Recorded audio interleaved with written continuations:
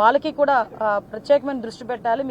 మీరు రీసెంట్గా చూస్తే మొన్న కలెక్టర్ కాన్ఫరెన్స్లో కూడా ఎప్పుడు కూడా లా అండ్ ఆర్డర్ విషయంలో రోడ్ ట్రాన్స్పోర్ట్కి సంబంధించిన ఇష్యూస్ మీద మేము ఎప్పుడు కూడా మామూలుగా అంటే జనరల్ డిస్కషన్ చేస్తాం, కానీ దీని మీద ప్రత్యేకంగా మన కలెక్టర్ కాన్ఫరెన్స్లో గౌరవ ముఖ్యమంత్రి గారు ఈ రోడ్ యాక్సిడెంట్స్ మీద ప్రత్యేకంగా దృష్టి పెట్టాలి. ఎట్టి పరిస్థితుల్లో రోడ్ యాక్సిడెంట్స్ ఎక్కువ అవుతున్నాయి, ఎక్కడ ప్రాబ్లం వస్తుందని ఒక నివేదిక కూడా సమర్పించమన్నారు. 1 or 2 daysలో police department, road transport department రెండు కలిపి ఆ నివేదికను కూడా సమర్పించనున్నాయి.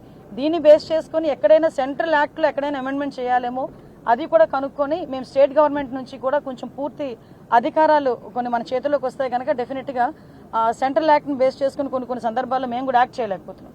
సో డెఫినెట్గా దానికి కూడా మేము సానుకూలంగా వాళ్ళకి కూడా విషయం చెప్పి స్టేట్ యాక్ట్ని కూడా కొంచెం బలోపేతం చేసి నేషనల్ యాక్ట్ని కూడా కొంచెం మార్చే విధంగా గౌరవ ముఖ్యమంత్రి గారి సూచనలు సలహాలు తీసుకుని సెంట్రల్ గవర్నమెంట్ కూడా పంపిస్తామని మీ అందరికీ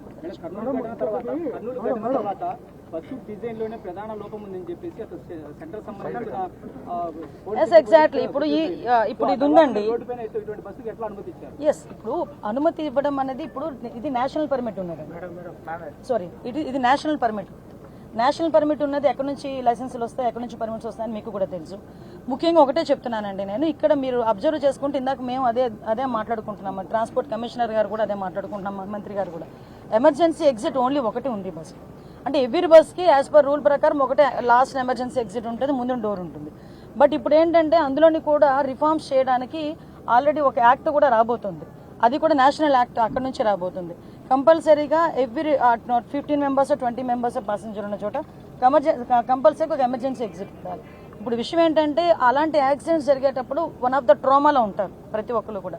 కొందరు నిద్రావస్థలో ఉంటారు, నిద్రలోనే దురదృష్టశాస్తులు చనిపోయిన సందర్భాలు కూడా ఉంటాయి. ఇప్పుడు దీన్ని నేను ఏమంటానంటే యాక్సిడెంట్ కోణంలో చూసి డెఫినెట్గా దీని మీద ఎవరైనా నెగ్లిజెన్సీ ఉందంటే అందులోనే ఎక్కడ ఉపేక్షించే ప్రసక్తి లేదు, వాళ్ళందరి మీద కూడా చర్యలు తీసుకుంటాం. ఈ టెక్నికల్గా ప్రాబ్లం ఉన్నా కూడా బస్సు ఓనర్ ఎవరైతే ఉన్నారో వాళ్ళందరినీ కూడా అదుపులోకి తీసుకుంటాం, ఎక్కడ కూడా దాని మీద ఉపేక్షించే పరిస్థితి లేదు. మేమేం చెప్తున్నామంటే ఇందులో ఇంకా యాక్ట్లో ఏమైనా అమెండ్మెంట్ చేయాలి, లేకపోతే బస్సు స్ట్రక్చర్లో ఏమైనా అమెండ్మెంట్ చేయాలి, దానికి సంబంధించి ఒక నిపుణుల కమిటీ కూడా ఏర్పాటు చేసుకుంటే డెఫినెట్గా వాళ్ళు ఇచ్చిన రిపోర్ట్ బేస్ చేసుకుని నెక్స్ట్ టైం వచ్చే బస్సెస్ అన్నింటినీ కూడా. ఇందాకే కమిషనర్ గారు ఒక బ్యూటిఫుల్ పాయింట్ చెప్పారు. ఈ మధ్యకాలంలో మనం చూస్తే మన కమిషనర్ గారు అదేవిధంగా మంత్రి గారు అందరూ మాట్లాడుకునేటప్పుడు ఈ స్లీపర్ బస్సెస్లోనే ఎక్కువగా యాక్సిడెంట్స్ జరిగిన తర్వాత లాస్ అన్నది ఎక్కువ కనిపిస్తుంది. దీన్ని కూడా చూసుకున్నా కూడా ఈ లాస్ట్ మనం చూసుకుంటే ఎందుకంటే అందులోని ఫ్లేమబుల్ ఎక్కువ ఉంటాయి. ఒక్కసారి జరిగిన what ever it may be అవన్నీ కూడా ఫ్లేమబుల్.